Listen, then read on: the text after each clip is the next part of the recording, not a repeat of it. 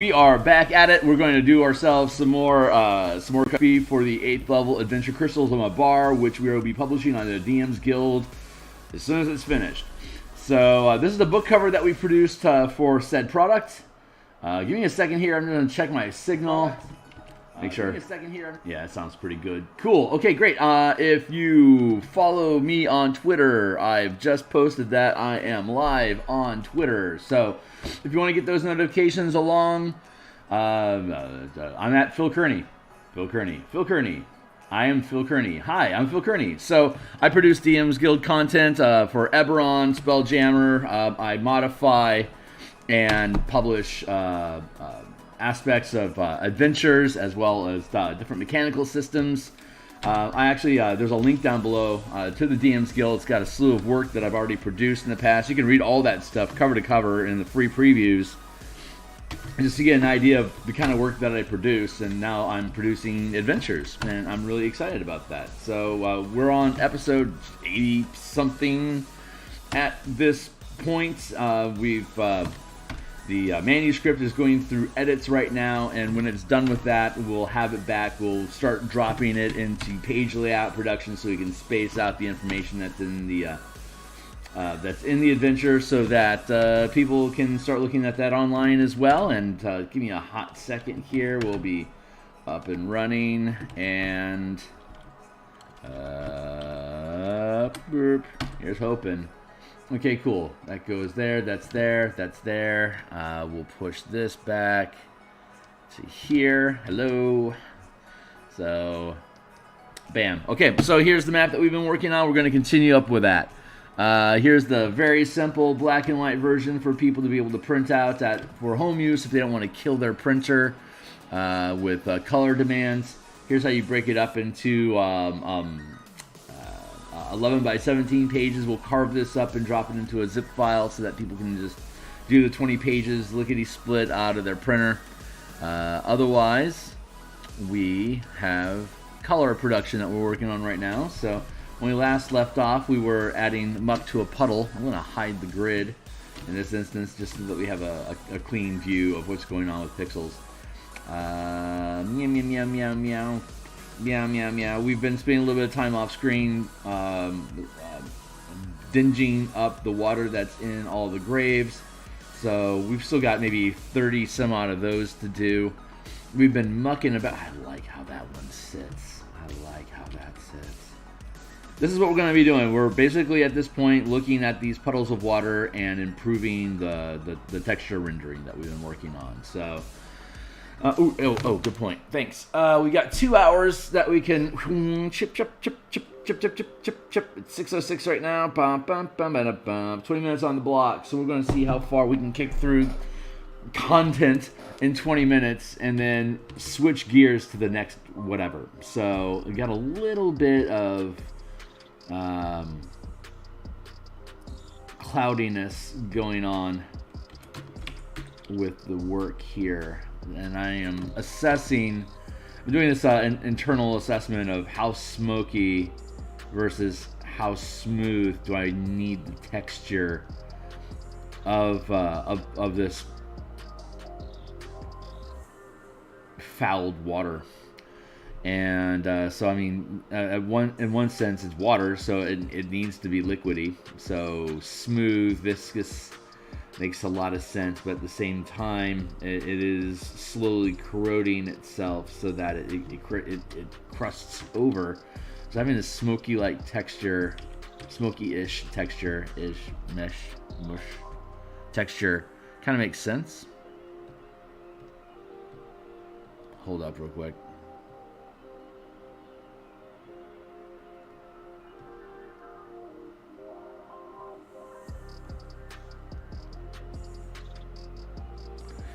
Hold up real quick. I want to shut that down. There we go.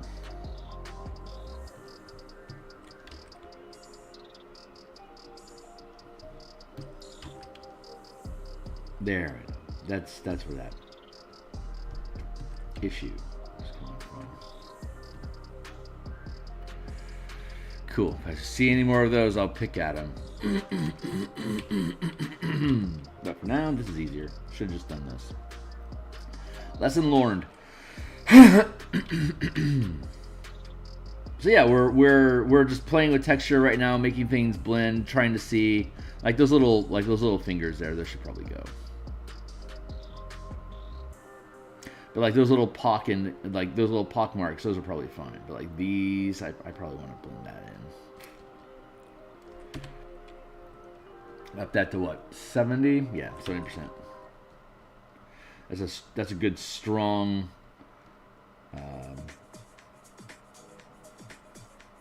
smudge setting to be able to push pixels around, again, very smoothly around the page. So we can do fun little wibble things like this. Wibble. Yeah, this is the 25th episode that we've been working on this specific map. We've got 2 more maps, significant maps like this to go. So those should be done in the next couple weeks, and by that point we're going to be seeing the manuscript moving out of edits into page layout. So in February, as anticipated, I think we're going to be working on page layouts and beginning visual assets to flesh out corners and just spot art for the adventure in general. And of course, if we get the maps, getting the maps done before the edits is good sequencing, because obviously we got to put the page. We need to break up the map so that pieces of it can fit on the pages of the adventure where the adventure is talking about the content on the map. So we're trying to coordinate the visual presentation of the map pieces to where it's discussed in the adventure. For like a very 4E style, trying to make a control panel and compartmentalize a 2-page spread to be talking about a specific subject, whether it's 1 or 2 rooms or a random encounter or whatever. It's we're just trying to pace everything out so that the 2 pacing pages is going to resolve everything about whatever that discussion point is, to make it easy for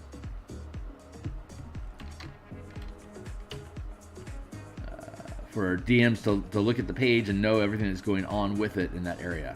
And then hyperlink a shitload of stuff, so it's easy for you to cross-reference specific information points and references. It'll be a beast, but man, it's going to look pretty when it's done. It is going to be a pretty piece of I don't even know what the right word is. It's not software. It's not like I'm making a program or anything. It's just a really good PDF. That's, I guess, what I'm looking for.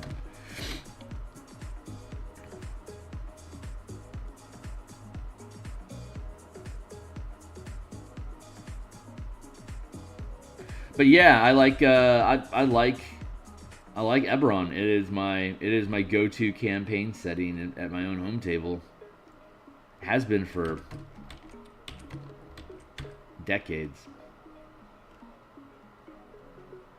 Granted, I mix up my Eberron. Like Eberron and Planescape have been in my same homebrew campaign for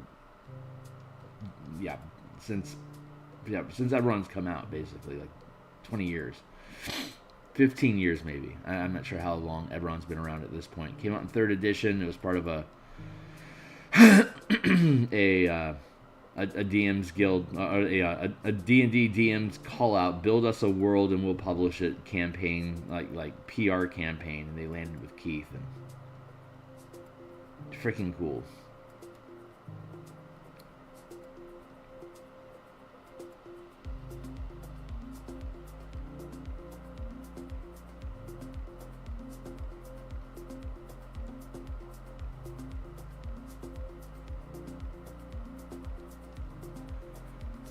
No, I don't like those 2 connecting. I like them being separated. It's fun.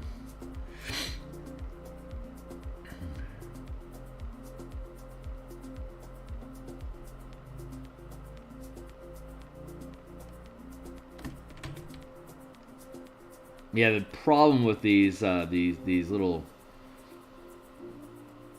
toxic puddles is that I can literally spend for freaking ever on them. I mean, there, more so than ever, you give up on the painting is true about smoke. Like, how in depth can you ever really get, especially when you're sculpting, like intentionally sculpting like this. Like if I'm building a Bob Ross painting, like just doing environmental stuff, I can have happy little clouds and I can kick those things out. Well, you guys have seen it. I kick those things out like in 5 minutes. But this is a technical document here that we're creating, not just happy clouds. But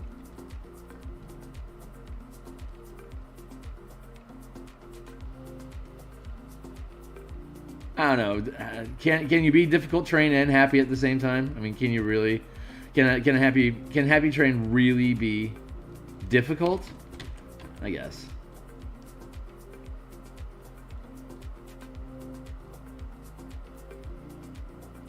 I mean, having a disagreeable personality in the first place is kind of, well, it's not that they're not happy. It's just that they're argumentative about what they think is right. And non-compliant. I don't know. I don't know if that necessarily means unhappy. But then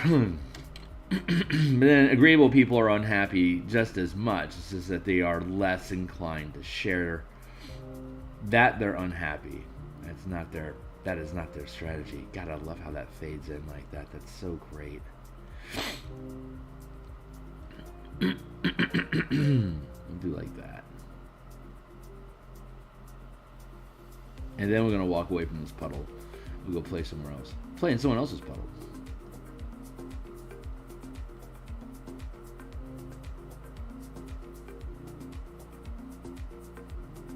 Noo-doo.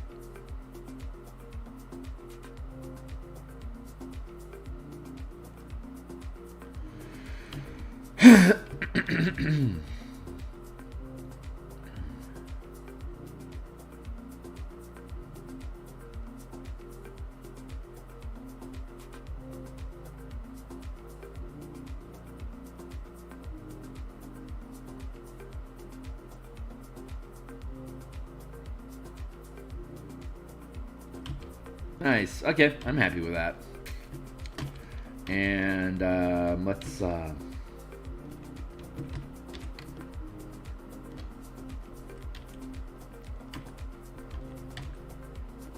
build a smudgy little pile over here.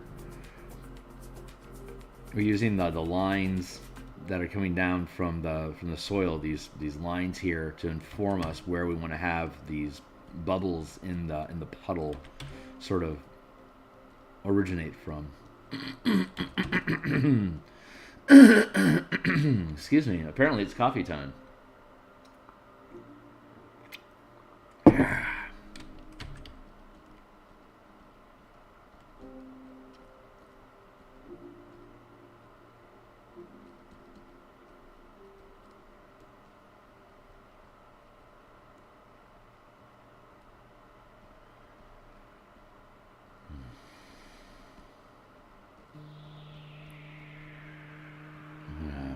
Since like we were discussing in the previous session, we want to have everything, considering how far north Karnath is in the world of Eberron, we decided to go with the real world physics of having water turn or to swirl clockwise in the northern hemisphere, so we can always have this language of curving clockwise around the confines of the space. That's a way for us to excuse me. That's a way for us to have motion inside a stagnant space, right? As because these puddles aren't really going anywhere until they get full. I'm gonna actually fill that in a little bit with some black there. God, I love how this stuff looks. It's so cool.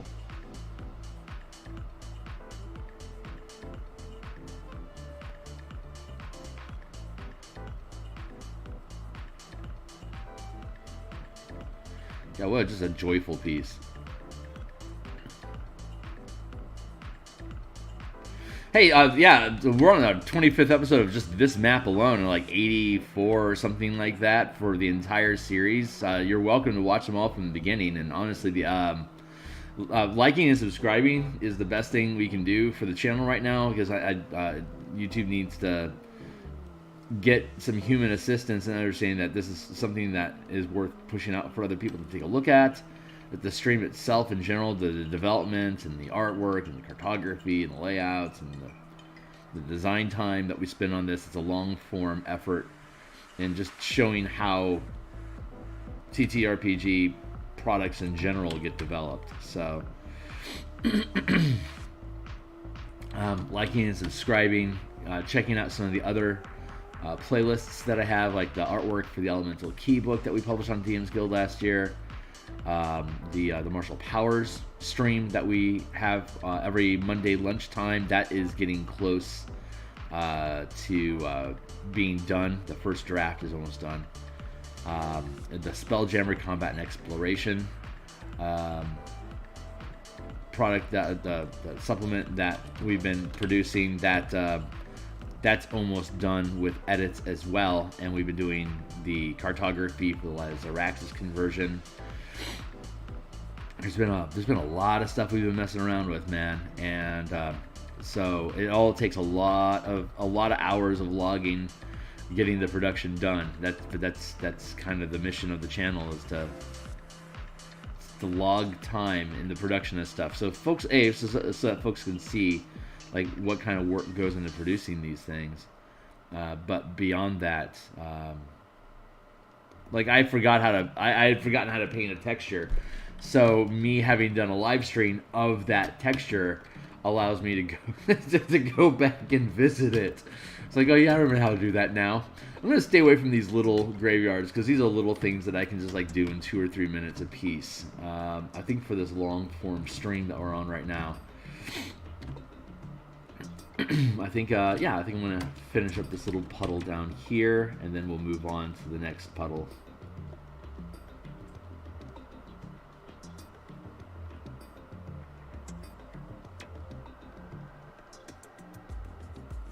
I like the general flow that's coming out of this puddle right now. I just need to, again, just smooth out the texture a bit, decide how much smokiness I want where versus, smooth viscosity.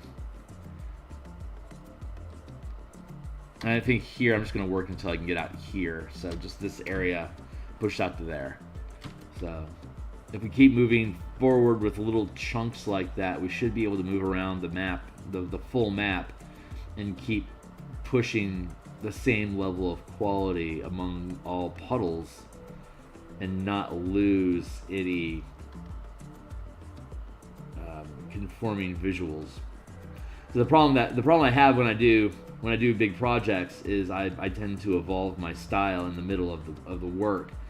So former pieces, like the pieces I do earlier in the project, it's like you can notice that I hadn't really figured out the flow of things, or like the visual library that I wanted to use, or like the style and the look of the pieces in general. It just evolves over time. And as I start to vibe with whatever the project is, and kind of get what it's trying to express, it starts to develop its own mechanical language, and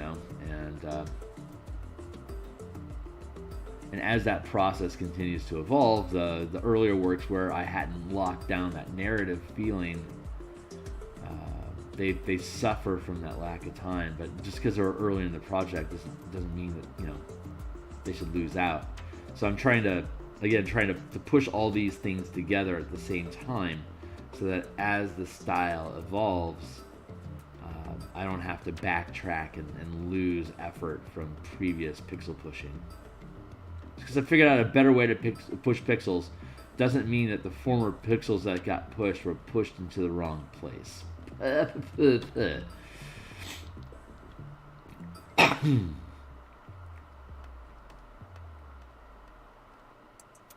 There. Don't need to mince on these things for freaking ever.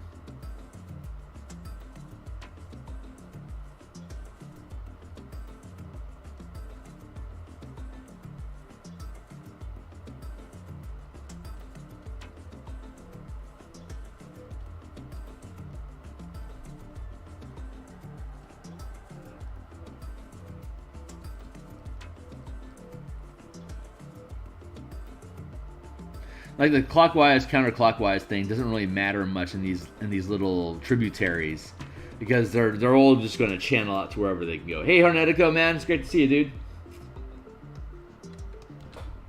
That was the wrong button. There we go. Let's fix my face. Glomp.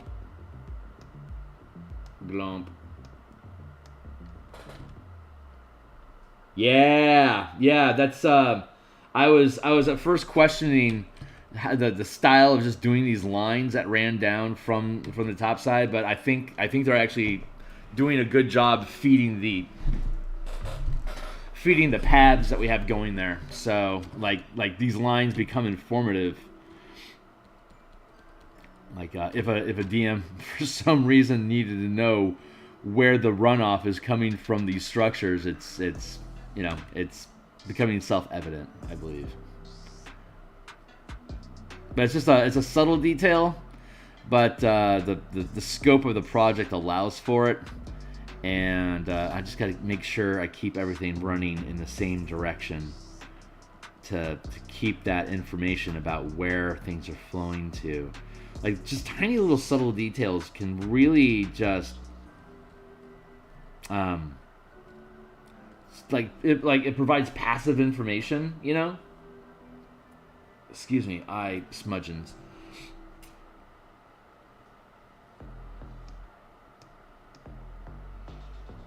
Fixing my face, hold on. Then I'll grab a cup of coffee. And drink it, glomp.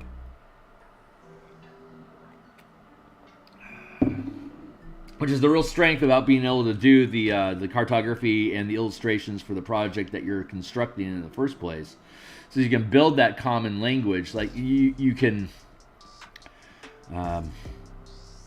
especially for an adventure as a developer, how to put it? There could be like little, like I can describe like crystals and stuff, and like how the texture, like how the soil is changing, and we have comments about that in the adventure itself. But having maps provide information about like how gritty everything really looks, or like how screwed up the soil is, or like how gross that water looks. Like you can't. This becomes self-reinforcing on the narrative that we're trying to build with the text, without having to add 20 pages of text about how slippery and oily and gross the water is. You know. It's a subtle detail, but since we're building the map specifically for this adventure, it becomes just a subtle reference point that I feel like I've made the point that I was trying to make there, but I don't know how to end the sentence. so I'm just going to let that sentence hang and just hit enter and move on to a new paragraph. Whoa. Yeah, no texture there, Ted. Thanks, buddy. And stay inside your tributary. I'm starting to get sprawl. I got a lot of puddles to work on, and I just want to make sure I keep moving. So that was our first 20 minutes. So we still got an hour and a half to work on this. I'm pretty happy about that. God, I can just do this shit all day, man. I am at the point in this process where I have again fallen in love with the painting. So it says whatever baby needs. I will lose sleep for you. I will crawl with coffee in my hand just to push more pixels with you. And most major pieces I get into, like there's this parenting process where at some point I bond with the piece, and then I'm willing to just sacrifice myself for its production. Which comes in handy when you got a huge docket of work on your bench that you got to clear through, like being able to get through 3 or 4 hour nights of sleep for a couple weeks to hammer out the work that you're working on. Is the work you're working work. It's a blessing. It's a curse to be driven like that sometimes. But at the same time, the work does need to get done. And there's only so many hours of day my flesh machine is capable of rendering. So it's nice when I get to that emotional state where I just absolutely want to get this thing done.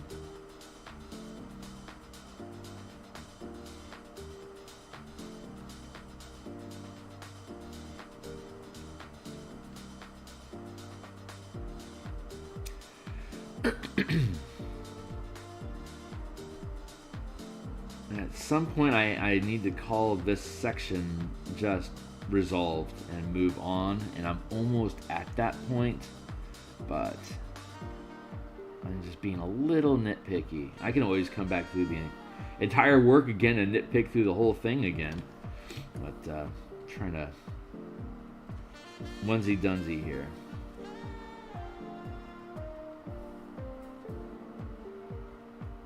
It's Thursday. Oh, whoa, comments. Hey, I get that feeling working to great length for a project. Went to sleep at 1:30 this morning because I was getting the first draft of my combat rules ready for playtesting. Congratulations, man, on getting them set up. But yeah, you get it. Of course you get it. You've built classes before. You both design and do artwork for your productions. So of all the people out here, you get it a lot. And it's I love having you around, Hernetica. Thanks a lot for that. But congratulations, man.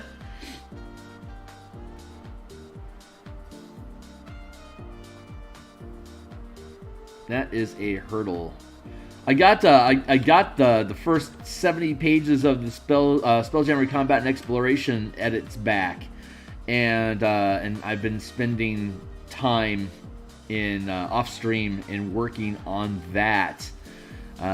Thursday night is a stream production night, and I honestly don't know if me mincing words on through the editing process is. Honestly, I probably should.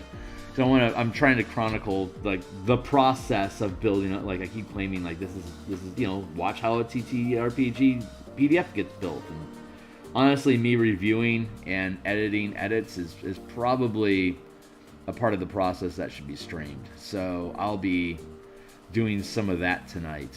I'll be doing a shitload of that tonight. I mean, post-edit text cleanup is where I'm at with the Spelljammer Combat and Exploration work right now. So I should probably do a couple hours of stream of that tonight, just so people can see how the sausage gets made. So I'm gonna drop a couple little blurbles in here, and then we'll move on.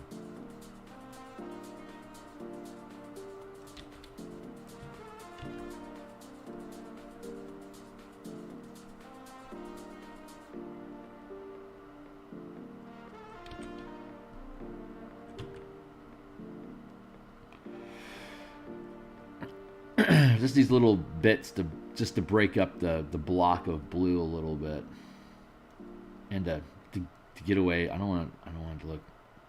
Yeah. I need to be inconsistent about how the water pours in from these points. They can't just look like a shitload of fingers. There has to be a lot of variety to prevent this weird sameness. Like you want patterns for recognition, but you want to be really careful about how the consistency of what those things are. Like I've got these bubble effects over here. These are good here, but I don't necessarily want to have that reflected over here because this is more of an inlet, and we can anyway. There's a how to put.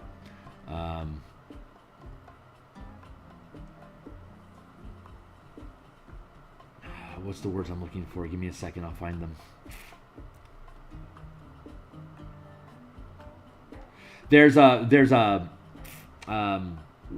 While, let's put it this way, while symmetry is beautiful, is an aesthetic quality that our eye seeks out, patterns and symmetry and repetition to be able to acknowledge what an object is and to admire what it just to admire its visuals. If you have too much perfection in your patterning, like perfect circles, for instance, are okay with very small air bubbles, but they're going to break, and then you have to start thinking about how's that flotsam invading the space of what was that perfect circle of a bubble that burst. Now it's starting to erode and it's going to decay at different rates. So like you want to have that organic quality of like this is supposed to be perfect, but it's not. so that it doesn't come off as like a as a brush, let's look at, like, for example, I have to fuck around with these crystals a lot because all of these crystals are using the exact same pattern brush, the exact same shape for all of it. So I have to carve and remove the little bits. Like you can, like, there's the brush there, and you can see it's upside down here, but there's no other indication of that exact same pattern anywhere around here. Like you can see it here, but like I cleaved up and chopped up these things so much that you can't see, like, that pattern occurs in the piece, but you have to look for it to pick it out. Like there's another one there, but there's like very little indication of that same pattern throughout this entire block here, because I have to cleave at it so it doesn't just have a stamp, like a rubber stamp process over and over and over again of being the same pattern, because your eye picks that out as unnatural, and that makes the strength of your composition weaken, because people aren't looking at what the piece is trying to represent. Now they're looking at the mechanical details of the map. Like you want them to fall into the visuals of the map, but during that process you want to keep that illusion that they're inside of an environment that was created, not just a stamping tool, like the cartography programs, randomizing the type of trees or like the texture that they have, the icons that you're laying down is a great improvement to help prevent that sameness of like 1,000 same trees. Like in the first World of Warcraft, for instance, like they're all the exact same tree that you're cutting down, So anyway, super ramble mode here. I don't know if I'm making it. Honestly, it doesn't even matter if I'm making sense. I'm just grinding pixels, man, and making words to fill the space of my head. But I do want to smooth this out.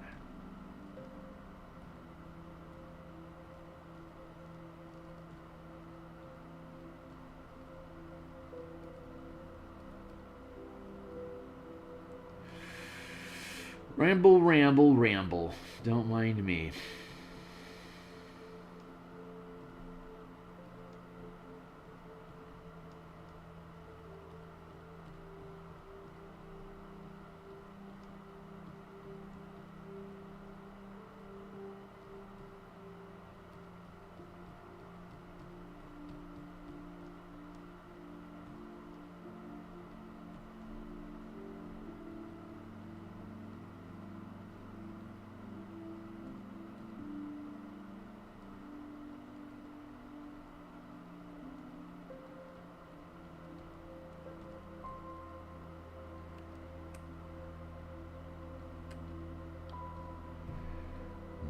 Very nitpicky, but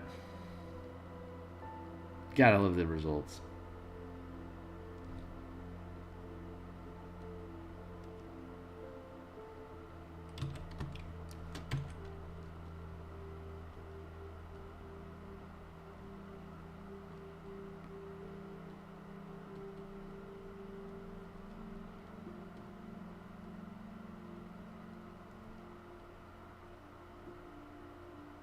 Like we were talking last session, the water has to flow somewhere. So this clockwise rotation we've got gives it a direction. Like you can see here, this is flowing in here, and of course it's going to flow into here, and of course all of this is going to flow into the larger area. But you got to go from this left-hand turn to this right-hand turn. We got to figure out a way to be able to sensibly get this stuff to push in and then push back out again. And so, like, I need to change the pathing here a little bit so it's more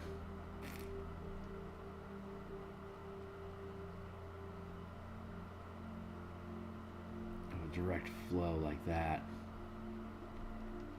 Like, all this stuff is coming out of its pit pretty sensibly at this point.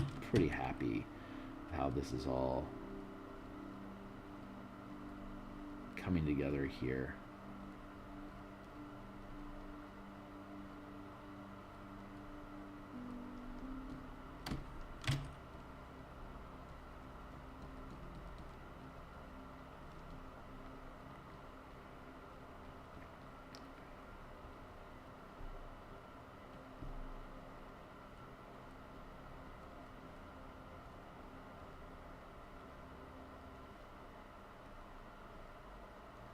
knowing the direction of the flow lets you do things like shape, like you don't want points at the front end of it. That doesn't make any sense. Having like a teardrop in the with the point in the direction from where, you know, the rounded point being where you're heading and the point being where you were, that helps provide direction and motion. Like your eye just naturally understands, like that's physics. Your body just understands how the physics works. So when you look at the piece, you get the sense of the flow.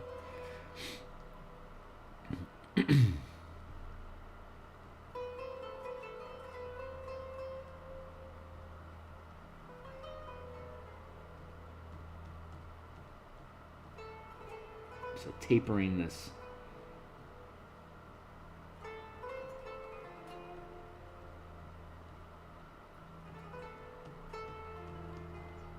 into a shape that makes sense in the water and just in the environment that's in. There we go.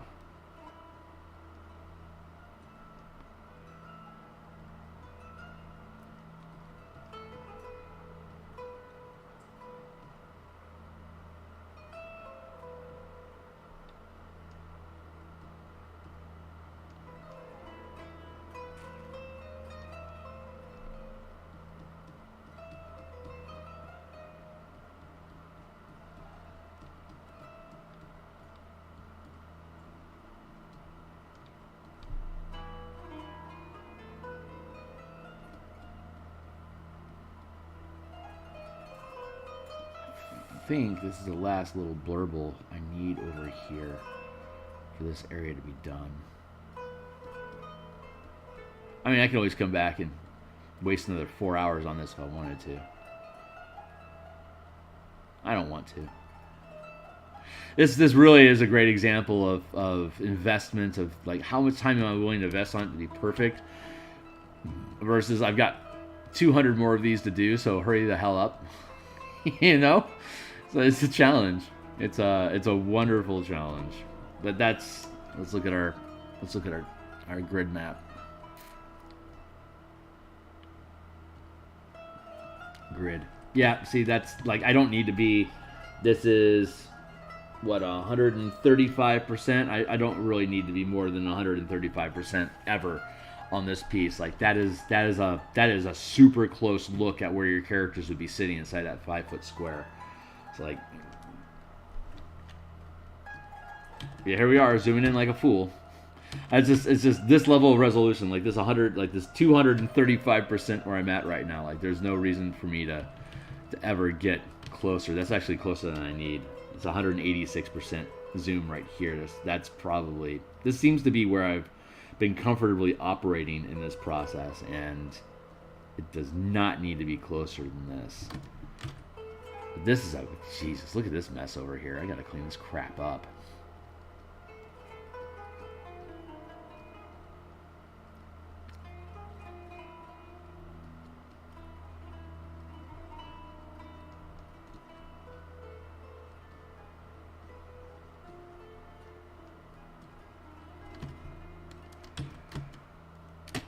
Whew, yeah, let's get down in here.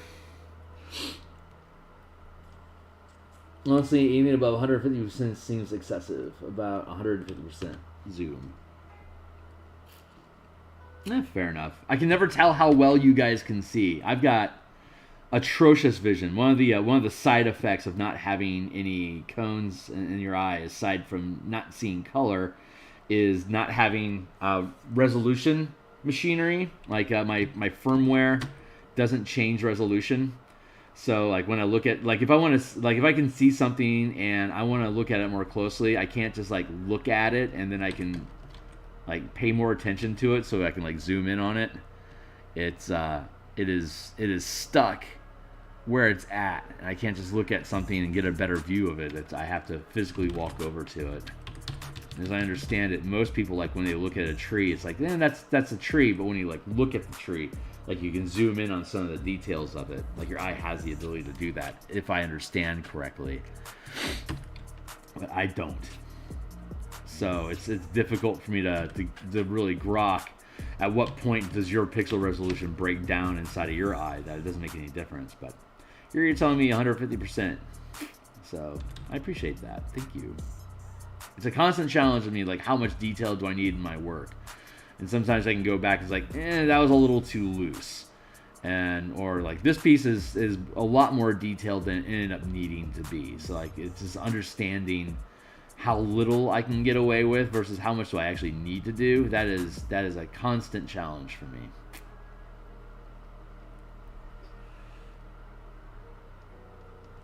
Yeah, super useful for you guys. I don't have that. I have to physically move my face, move the object, or move, like either move my body or move the object depending on which one is heavier. So it's a fun little limitation to have in the 21st century. Like most technology is not calibrated for me to look at it.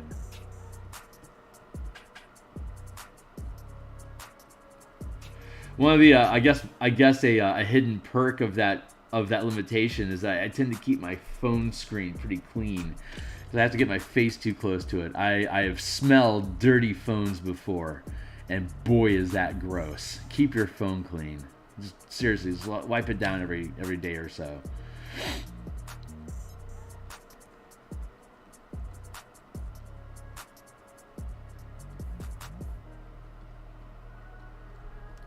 I guess if I were to have a tear out clip, that would be it. Today's session, it boils down to clean your freaking phone. It smells bad. Clean it up.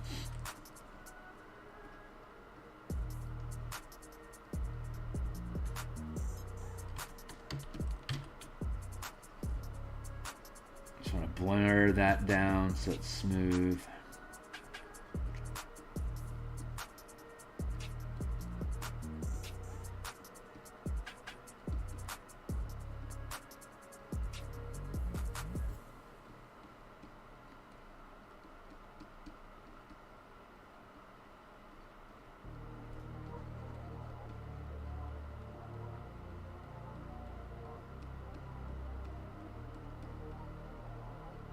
This bank here, this mass doesn't have any obvious rivulets that are pouring off into here, so like it's high ground, and I think the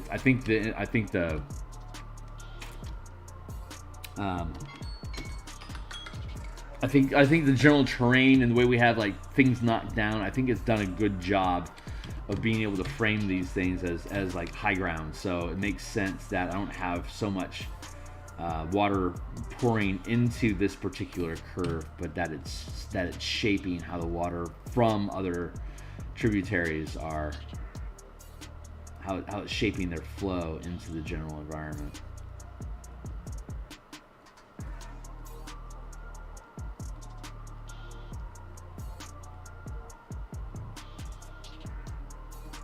But these same principles can be applied to like the coast of a continent or a lake, you know, a sea. If you're doing like a world map, the same physics apply.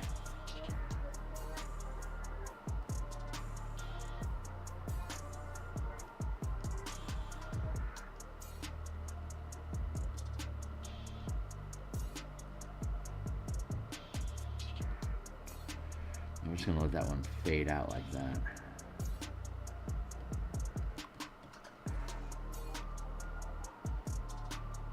There. Was it 6:45? Oh my god, we're doing great.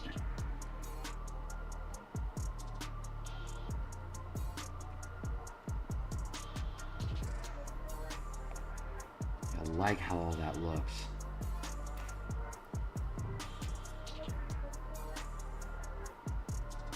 I'm liking this gradient effect that we got from the color dichotomy, and then a lot of it's just fading into the next color block. I like how that language is shaping up.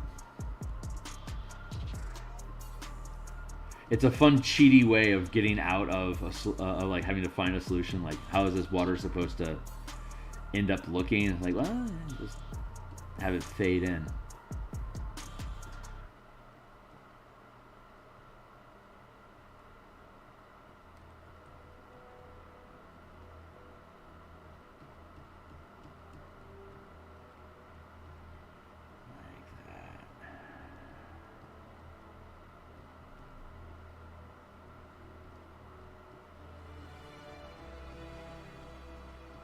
And even the direction that you're pulling the pixels makes a difference.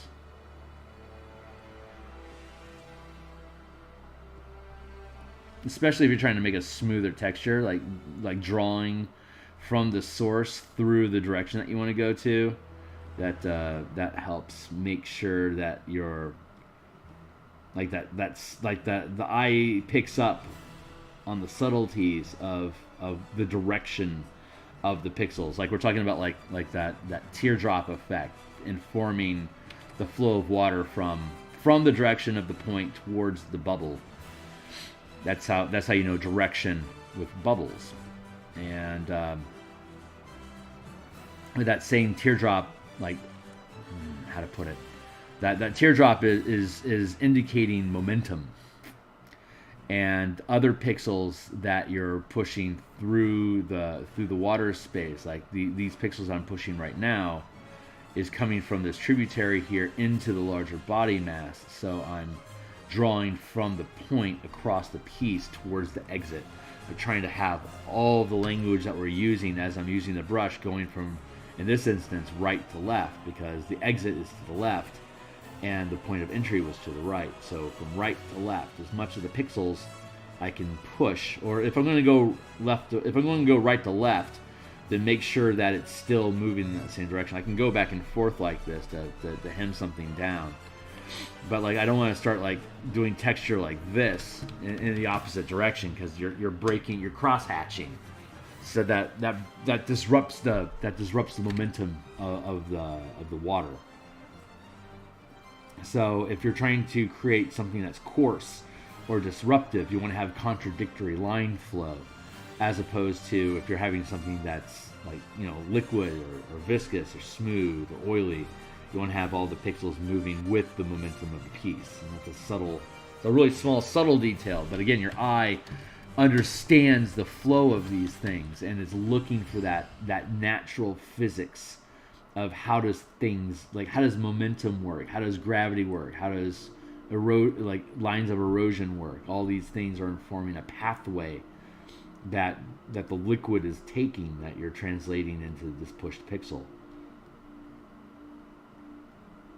Which is where a lot of my decisions about am I done with this area or not are coming from. Like, does everything look like it's smooth enough to support the motion that we're creating in the piece? And that's where, yeah, once I like how the flow looks, like, yeah, that looks like it's flowing, then it's done. Like if there's choppiness still here, then I need to clean up those pixels so the choppiness goes away, so that the liquidity remains. The term for how liquidy something is viscosity. So a high amount of viscosity is low friction. It's more of an oil. It's more oily substance. It's more slippery. It coats things more evenly. The higher the viscosity, the thinner the sheen of oil on your pan can be when you're cooking. It's a really good meter to calibrate the materials that you're working with. Like latex and leather has a higher sheen, is more viscous by nature. That's not the proper term, because latex is a liquid until it hardens on you, but that slipperiness remains intact once it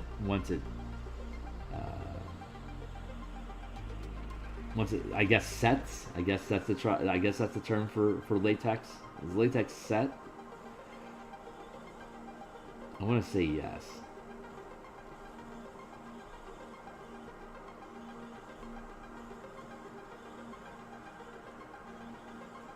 As opposed to, like, say, denim. Denim is a rough, coarse texture with you can literally see the cross hatching of the fabric weaved into the jeans when you look closely at it. You can see the patterning there.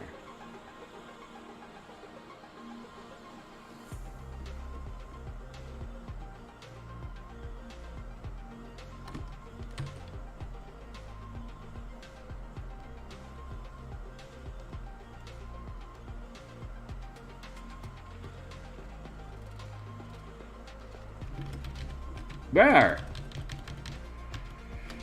Take that back. do it differently.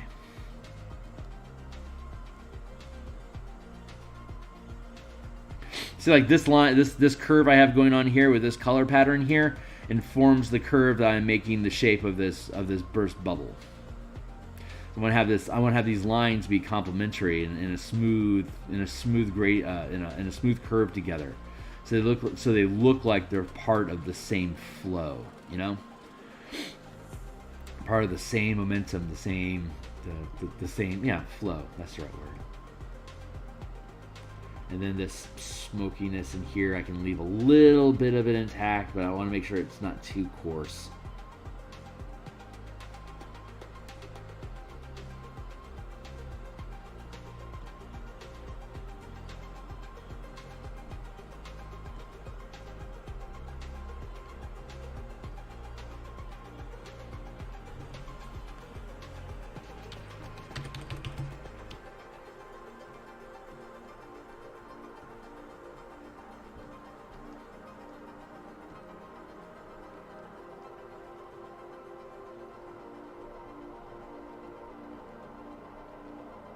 And you see I'm going against the grain of the water flow here while I'm smoothing the pixels, because that's a contradiction that I'm specifically making, because the light, I'm using an ultra light touch as a blender here, so that I can smooth these pixels into each other. And if I'm only working in one direction, always with the flow of the water, then streaks appear.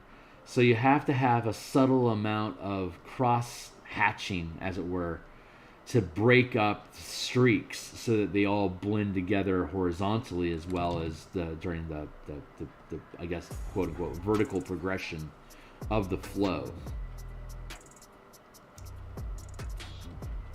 I'm seeing an instance here where I can break this, fill that in a little bit. Oof. All right, I think what I need to do at this point, look at this big mess that's happening here. I need to push from this corner here, resolve this area so that I can keep looking to the left and not have to. I think I reversed my left and my right earlier. I was talking about water flowing from left to right and right to left. This is my left, this is my right. So I think I had those backwards, but hopefully the message was received at the time. But here over the far right, it's, again, I'm having to smooth all this down coming off of this grade embankment.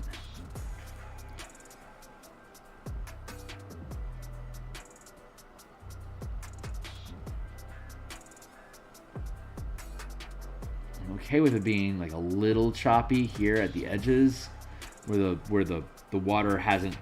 It's forming its little pathways, but it's not like a mass that's just flowing through the puddle at this point. So at the very edges of this, I can afford to be a little choppy. I see some grit out here in the water where it doesn't belong.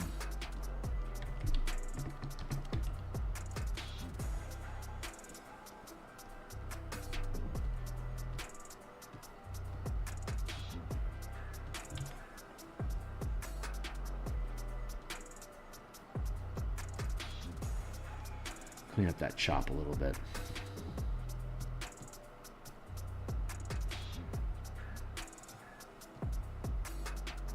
Yeah, I see you. There you are.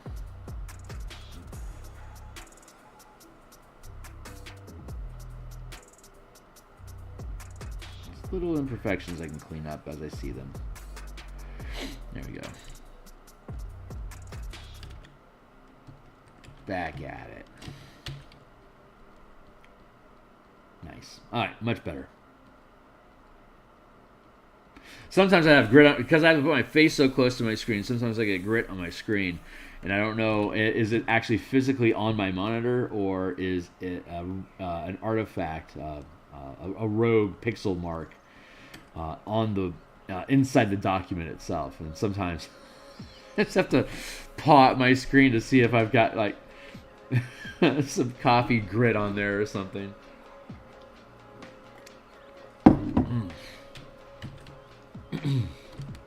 Yeah, this is, here's an example of me smudging this out. So I don't have to actually resolve where this stuff is coming from, where it's going. I can just blend it into the general body.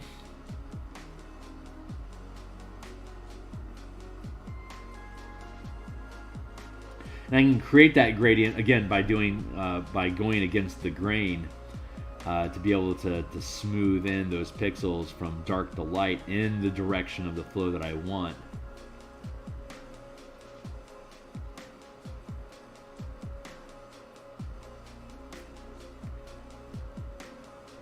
Like that. There we go. Very nice.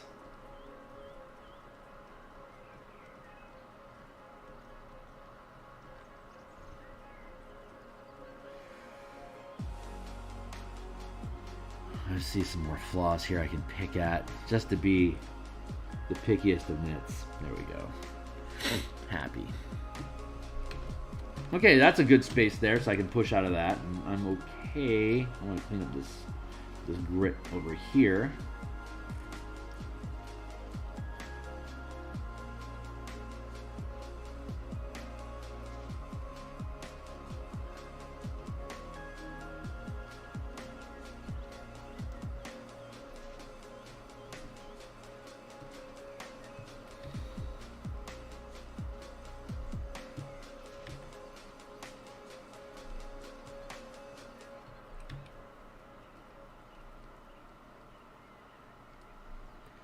Cool.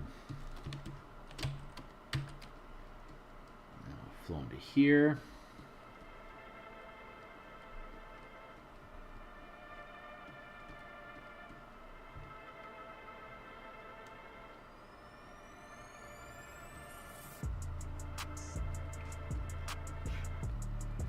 Now we can address this mess.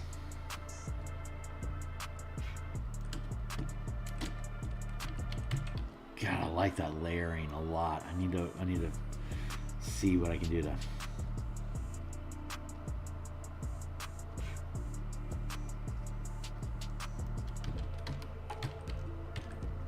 here.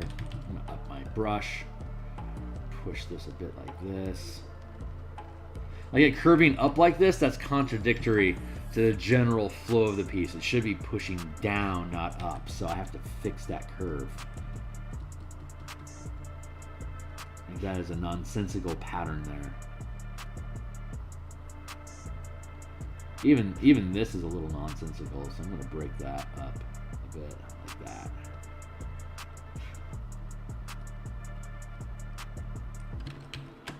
Yeah, like that. There we go.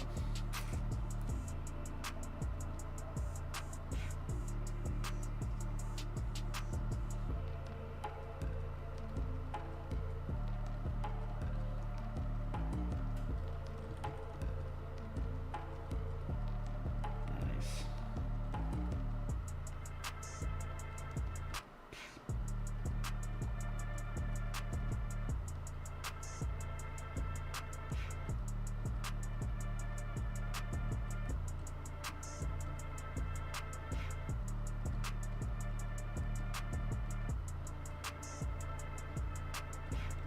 Something like that.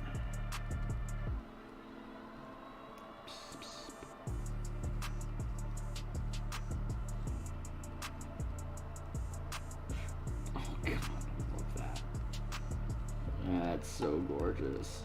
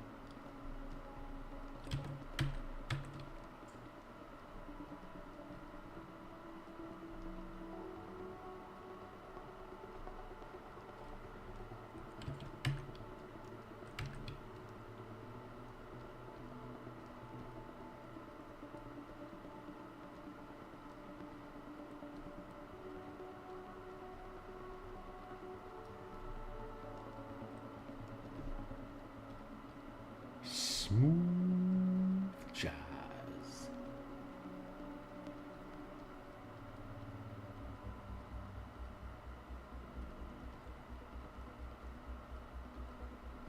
I could really go for some royalty-free smooth jazz right now. Don't think it's gonna happen.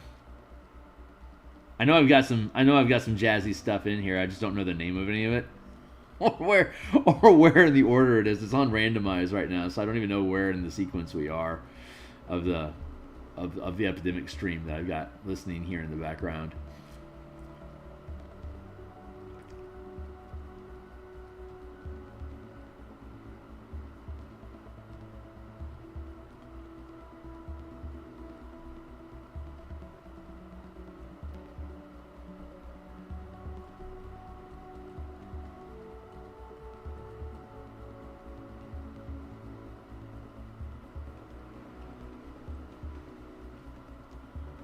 Break that up a bit.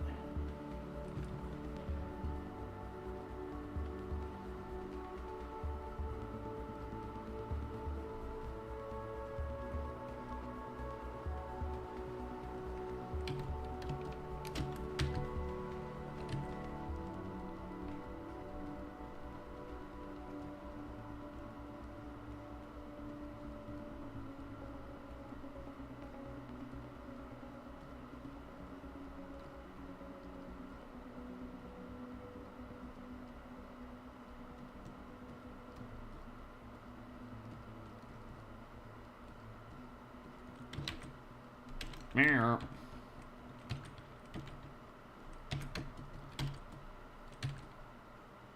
Thank you.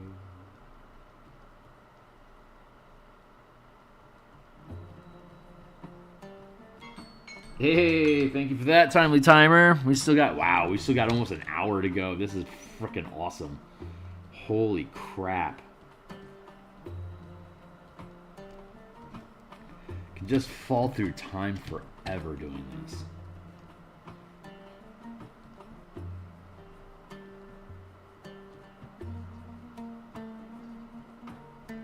Gotta say, after setting months of 20-minute timers during this process, I'm getting a pretty good instinctive feel about how long 20 minutes is.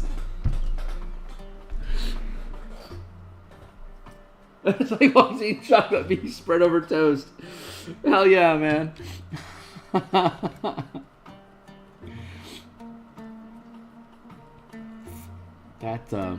It's Thursday. Thursday is a order takeout day. Like some days I like to go. There's a Chinese buffet that's like a 5-minute walk from where I'm at, and it's always tempting to go there because they got the self-serve ice cream and brownies and all the ice cream and the pizza with the hot and sour soup, crab and sushi. It is always a compelling argument. Maybe you should go to 5-star buffet. It's like 5 and then like 5 and then a star and then buffet. It's in Everett, Washington. That's the place. The place jams. Honestly, the place is freaking rock star. It's great. But it is not a good healthy choice for a fill. Too much buffet makes for the belly. But I am not sure what I'm going to be compelled to eat today. And I can feel I'm being compelled one way, or I can feel I want to eat something that I have not indulged in for a while. It doesn't necessarily mean it's going to be horrible for me, but it kind of implies that it is. I'm already regretting it.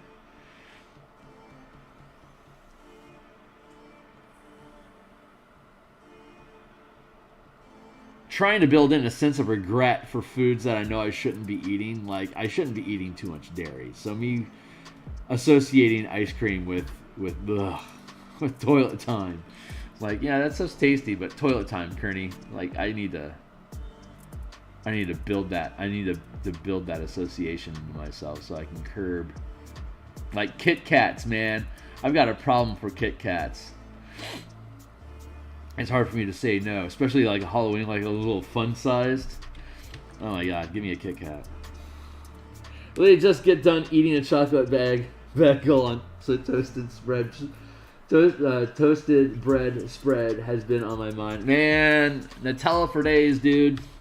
Nutella for days. Big Nutella nut here. Pardon the pun.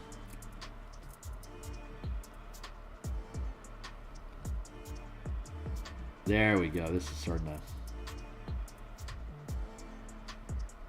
figure itself out.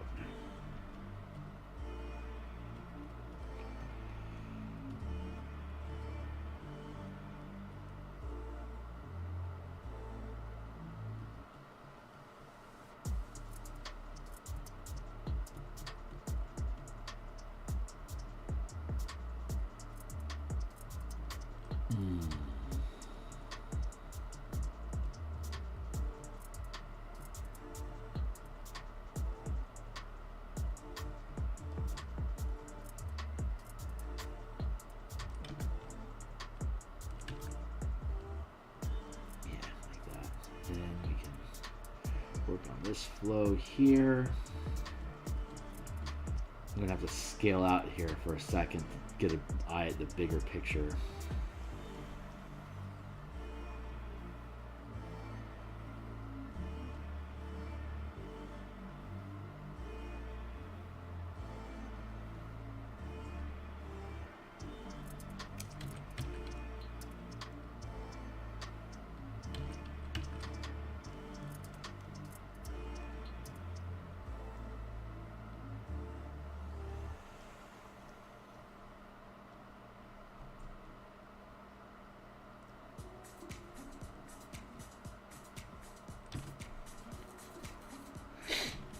That feels pretty damn good.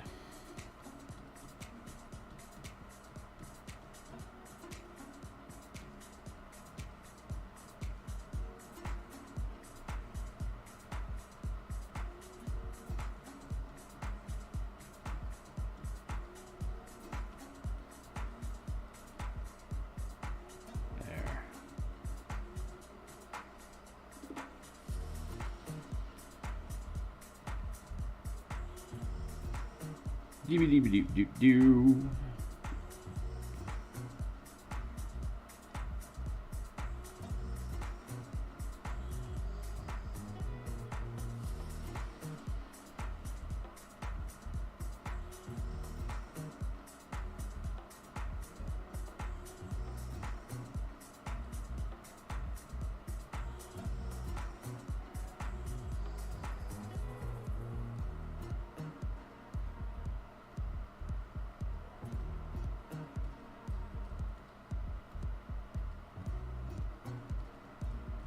Uh-oh. All right, that is, I believe, yep. Yep.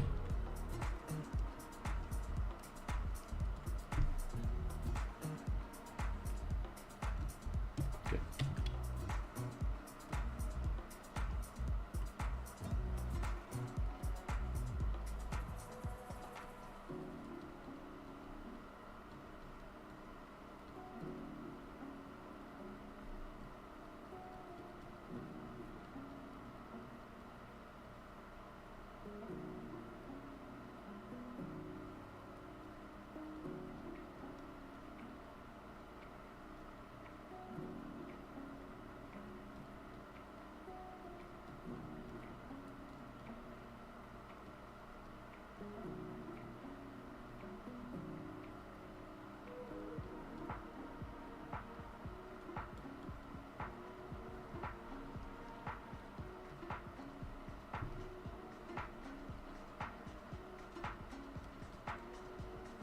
Hell yeah.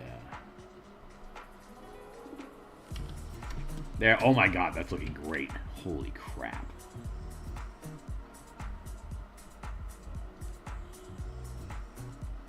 Holy crap.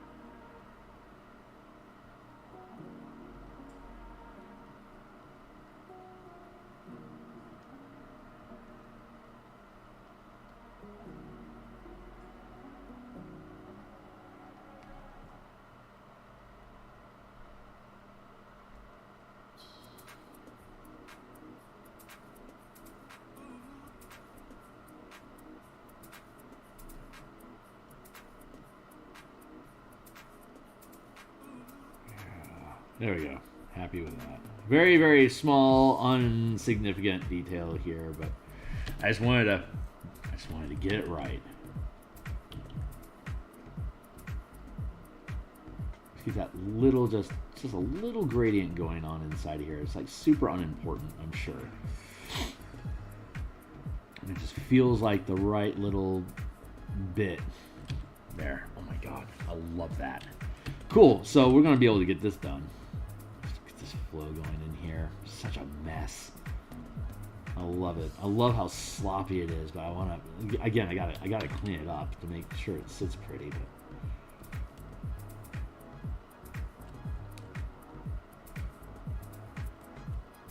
this is our line right here.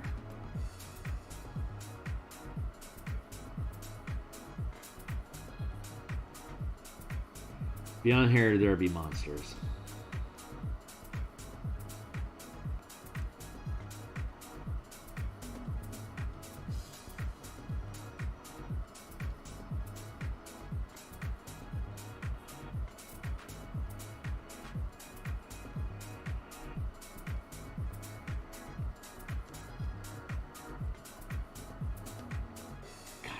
I love this texture stuff that's going on inside here. I don't want to mess with it too much, but I'm totally going to mess with it. Of course I'm going to mess with it.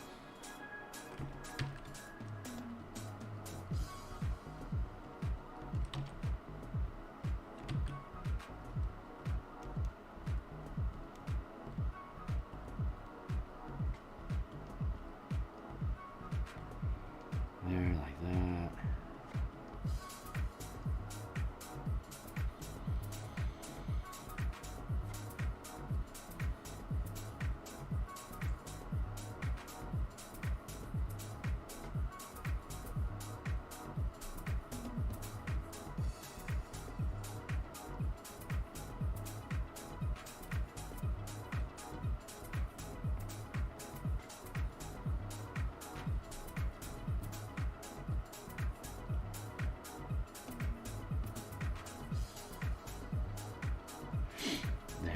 Good. Very good. Very good.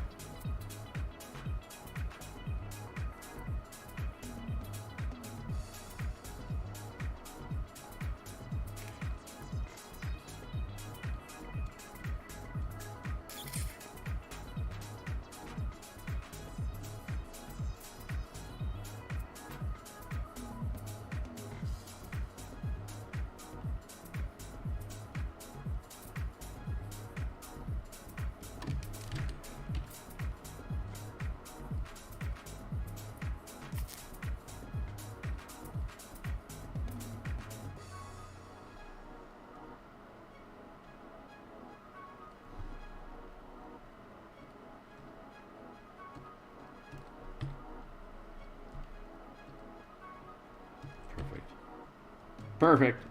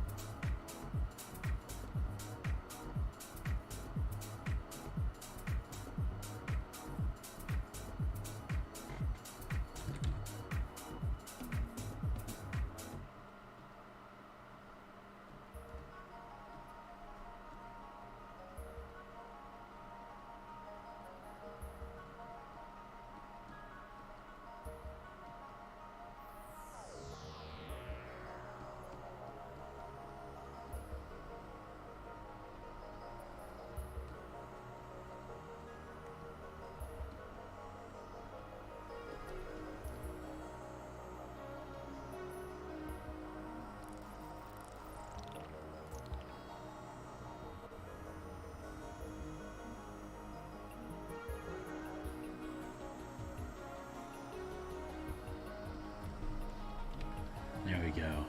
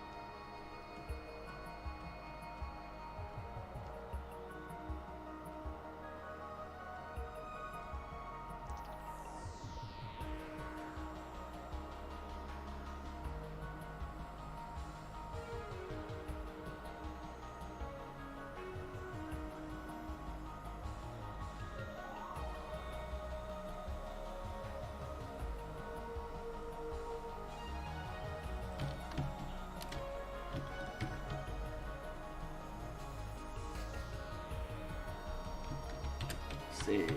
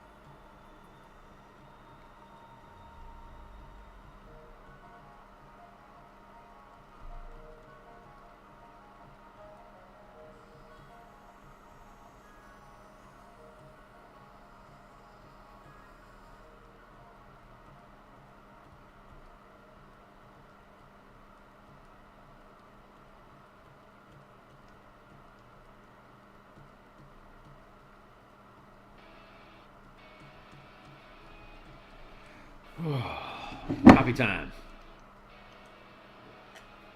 Oh yeah, 7:20. Holy shit! I've still got 40 minutes.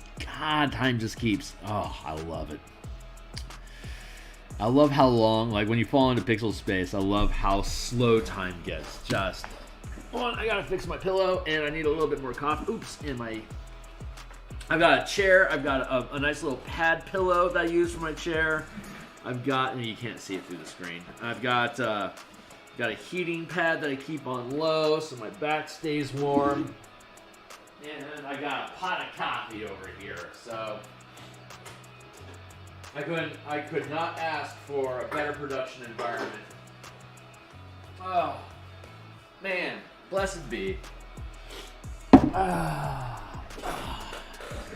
in my roost.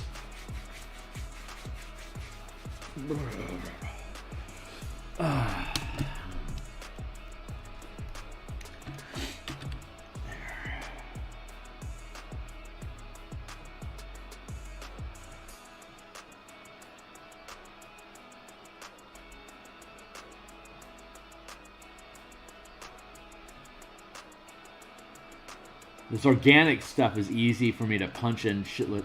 Wait. Oh. Something was off there. It's easy for me to be able to log in shitloads of time on organic stuff like this because organic flow is so... It's very much my style. I endeavor to be able to get into the same flow state while doing technical, like hardline CAD production work of being able to fall into the intimacy of precision line work. If I can, I am. It is not one of my resolutions for 2023, but if by 2025 I can find flow state in CAD work, that would be just amazing. Because I think I'm going to be doing more. Hold on. Searching.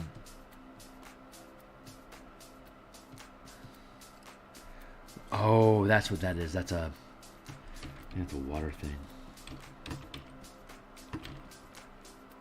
No, it's not. Where's that coming from? I got a little line here that's pissing me off because I don't know. There's something in here. That's part of it. There's the rest of it. That's why it was stacked up. All right, timely time. We're keeping time. We still got, it's only 6:25 right now, 7:25. We got another 25, 30 minutes. I can probably push 30 minutes.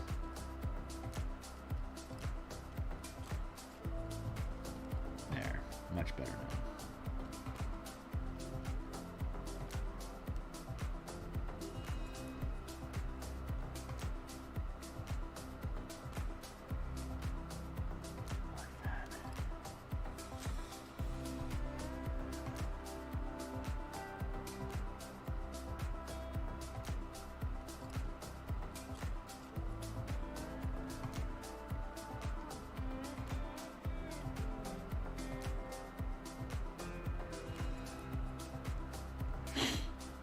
Everything makes sense again.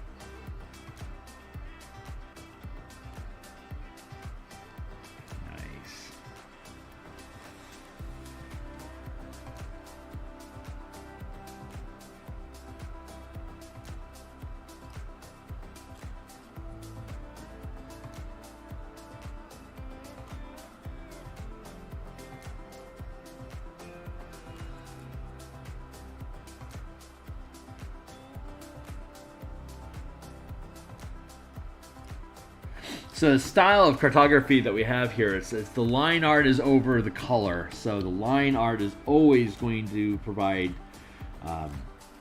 technical, like if I drop this off, you still have all this. The word I'm looking for is how am I trying to put the tactical details for how character, like what's defining water space versus this border and stuff like that. That the line art, regardless, is going to provide where is the character at.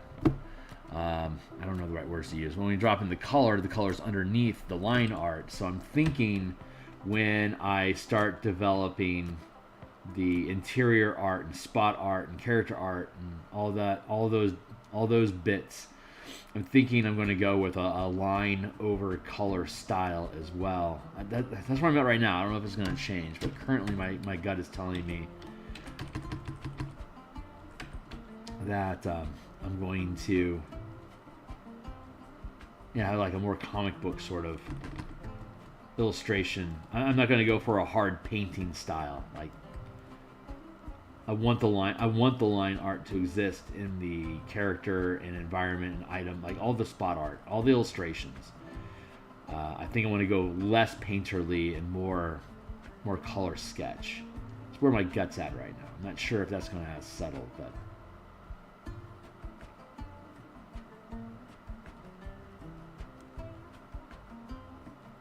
we'll see if that comes through.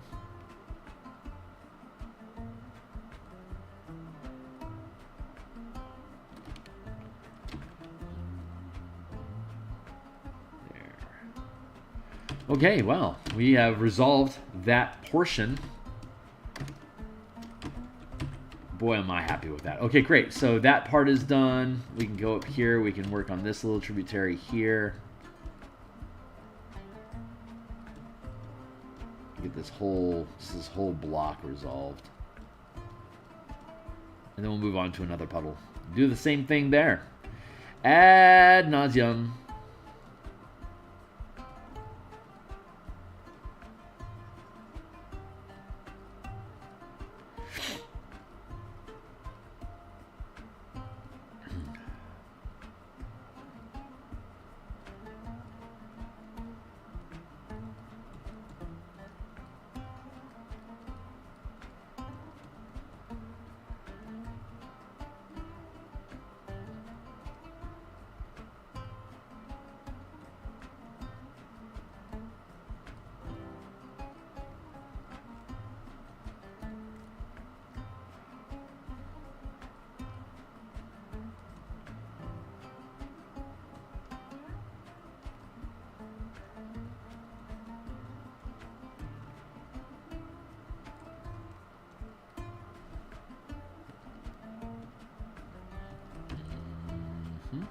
Grittiness over here I can get rid of. Thank you.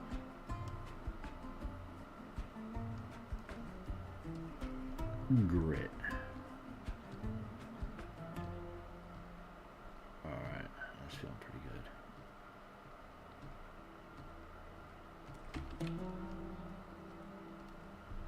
There.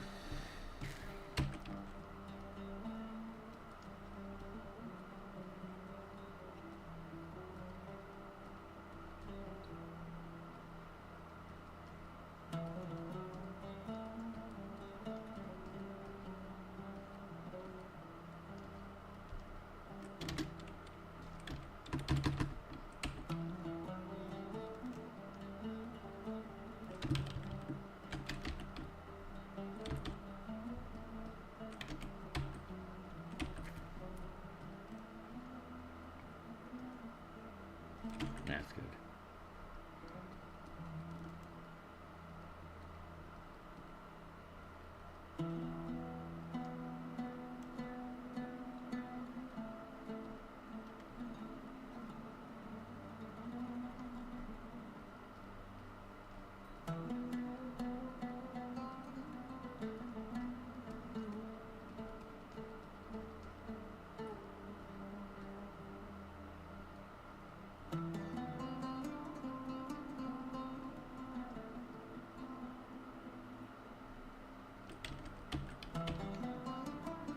There we go, like that. So this is a much easier little puddle to work on. It's got a lot less going on.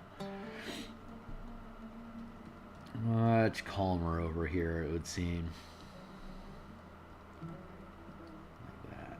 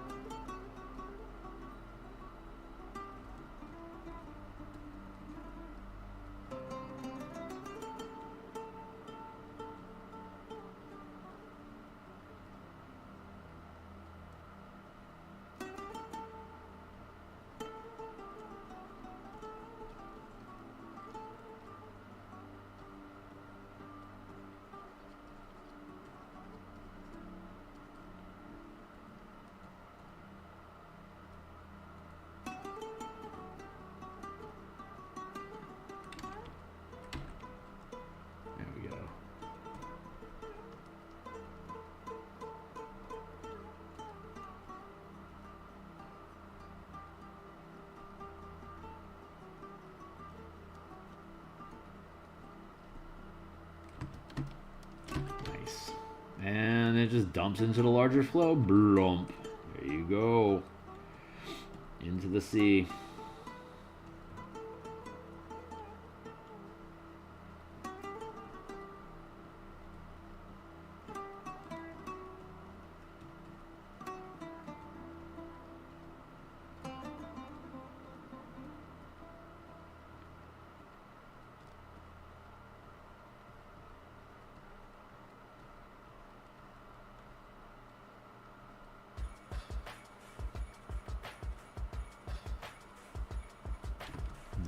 All right, we're looking good. Okay, so I said I would cut on this line right here, and that's as far into this puddle. Oh my God, look at that. So we've gotten this much done of all of this. So we've got a little bit of work ahead of us. Luckily, that is the largest puddle on the board. So I want to switch gears. Boy, do I want to switch gears.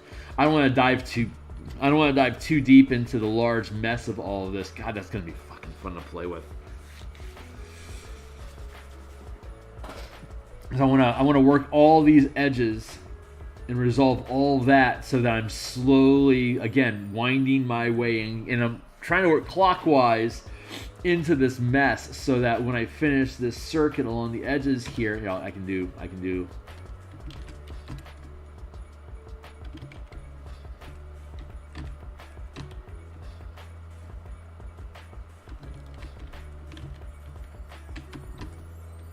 All right, so I can work along these edges like this, right? And by the time I get done with this flow like this, then I'll have all of that resolved, and then here I can do like that, a little. No, more like that. All right, once I get all of that resolved, then I'll just have this inner pocket so I can work along like this. And then when I hit that circuit in, then I can, again, work further inward and just get myself to a point where I'll probably be like in this here, and like a little, like this will be an end spot that I wind my way into. But I don't want to keep tackling the same spot right now. I want to move to something a little bit smaller, and a little bit more concise, a little more contained. That's the word I was actually looking for. So that I can just kick through this stuff a little bit. Like that huge puddle, it's got a literally, pardon the pun, a lot of moving pieces. So I want to tackle something that's a little more trite right now. Back off that big production. Get into something that's a little more, maybe a little more spontaneous.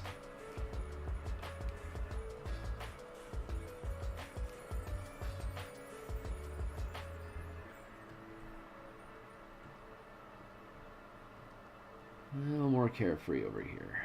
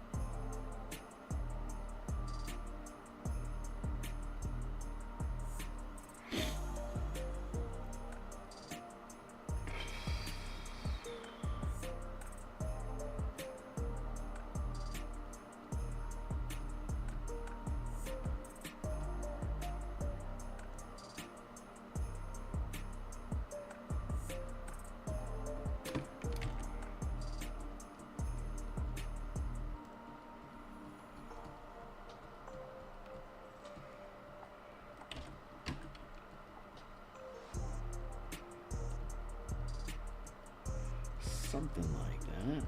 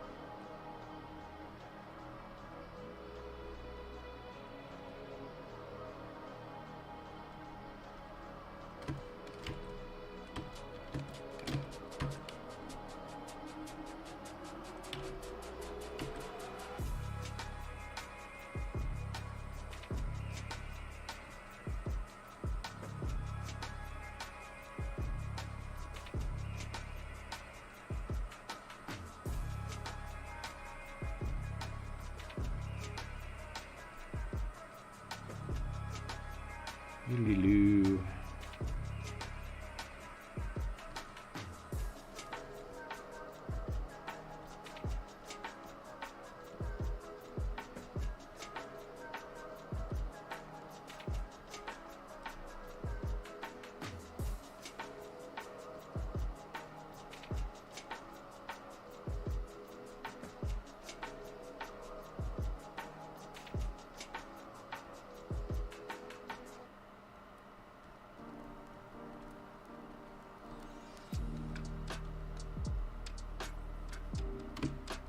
Ooh, neat. All right, so I'm happy with that.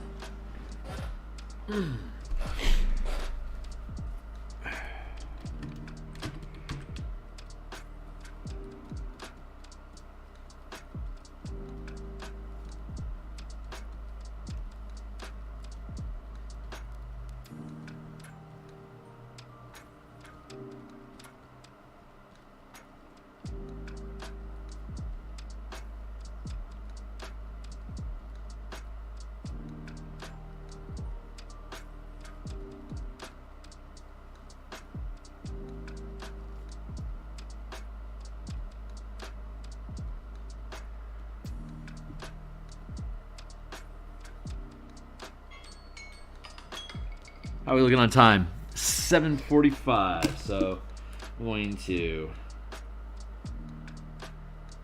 give myself 10 minutes so I can get to work. I'm going to do my gerb after this. So I got 10 minutes left, and then I'm not 100% that I'm going to have anything. Actually, I'm going to be... Oh, that's right. I'm going to be off stream tonight, but I'm going to have time on stream tomorrow evening. My gal has a thing that she's doing tomorrow night. So what would normally be...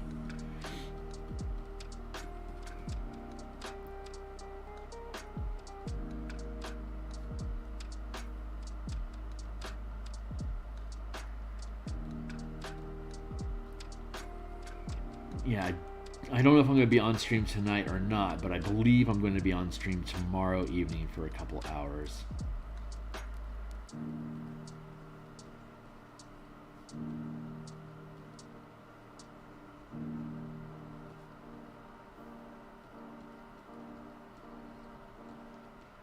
I'd normally have Friday night with my gal, but some sort of work thing going on.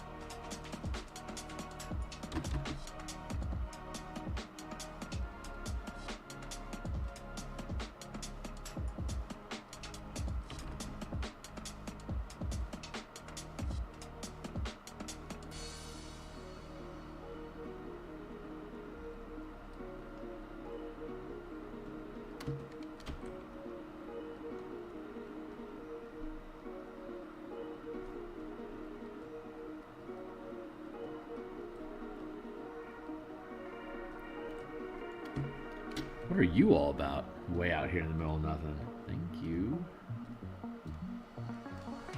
Sure shit. Cool.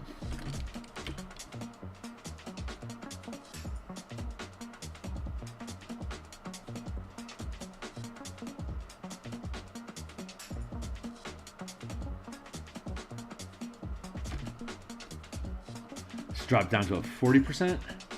Yeah. To smooth out some of these pixels through here to get a really smooth gradient.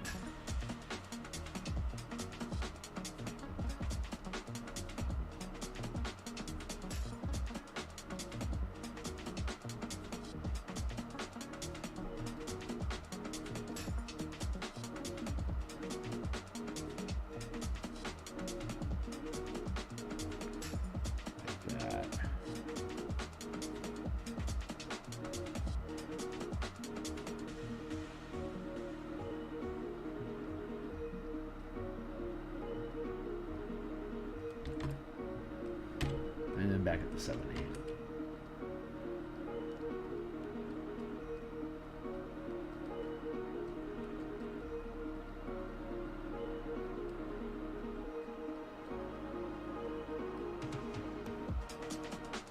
Just like I gotta get my face on screen here. Kearney, zoom in a little bit.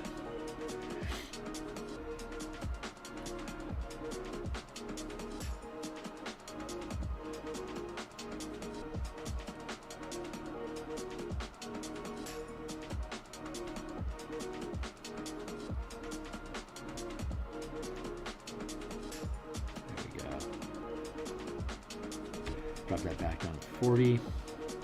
Smooth that out.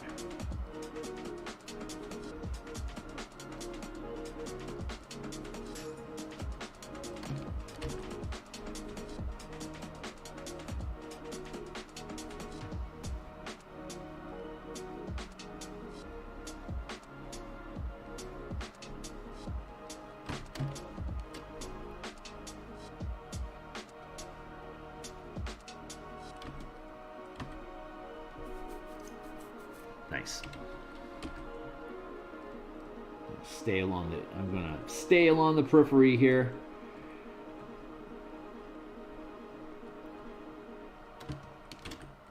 Do what I said I was gonna do and work the. Oof. God, that's just slop.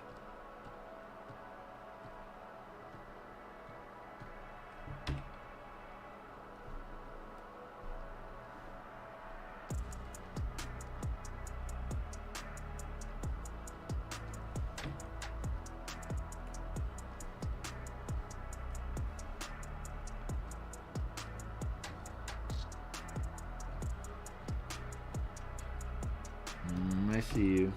There you go.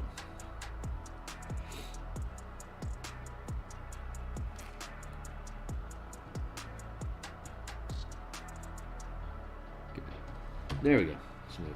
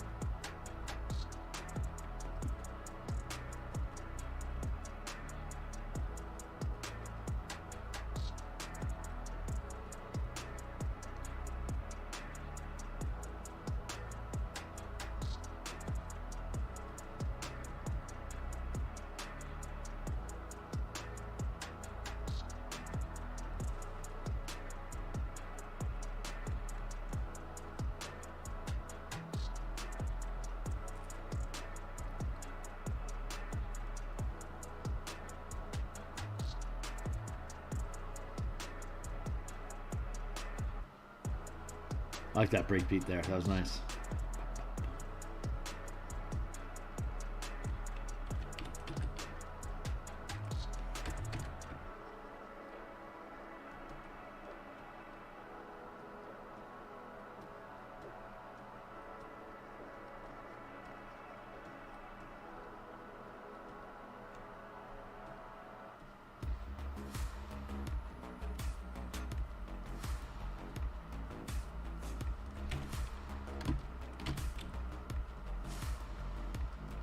Cool, making our way around the board.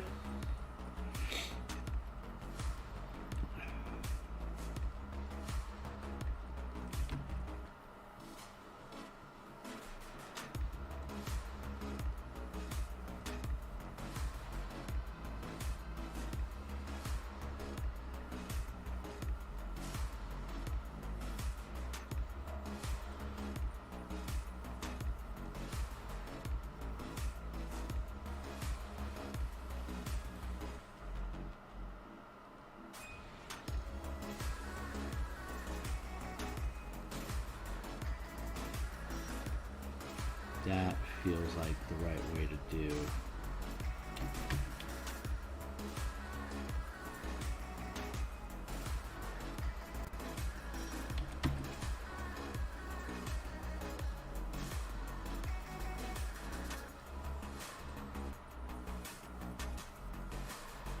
I don't want to get too far out into the middle here. I want to keep working along these edges.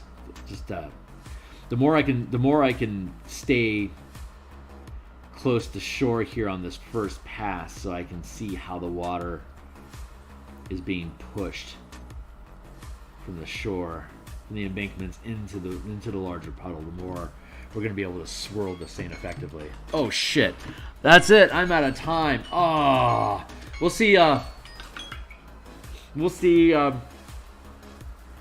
My God, I love how this is looking. This is looking so great. So I will probably be pushing some pixels off screen.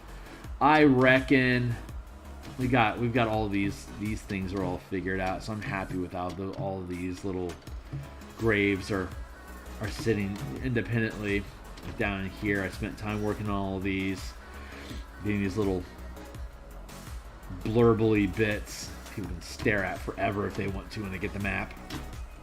I still have this block of graves to do. I still have this block of graves to do. I have here and here these blocks, and then I have here and here. So I got about 30 or 40 individual graves to work. I'm still developing this space. Which one am I in? I'm in this one right now. That one doesn't have too far to go.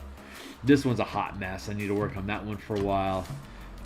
This is another large mass that I need to work. This one's a really small piece. This is a decent sized mass, and this is a pretty damn big mass. And of course, we've got this pit. So we got this resolved in here. We also have all these little puddle marks here, and we have this water in here, which isn't going to be nearly. It's going to be more like little graves than the large pits. But they do need to be attended to. So I'm going to do some of this off screen. I'll be back again. I'll be doing this again tomorrow morning. In 22 hours, we'll put in another 2 hours on the block. I'll probably save these large puddles for stream time. It seems to be a good place to do that, and I can pick at these little things just between odd tasks during the course of my day, between honeydews and work breaks and stuff, so I can come and pick up the little stuff. But we're coming along. We probably have another there's probably another 12 hours that we need to put in on stream for this thing to be done, but we're getting there. We are getting there. I also need to grit up these gazebos.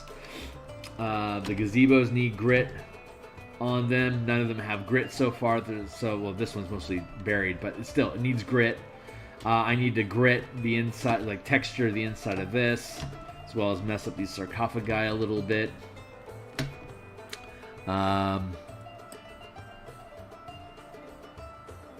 Yeah, and then we have the roofs that we're putting in, and then we need to do the texturing and the mechanical work for these 4 roofs, dirty up the roofs so that there's something that people can just lift off as separate pieces to look inside.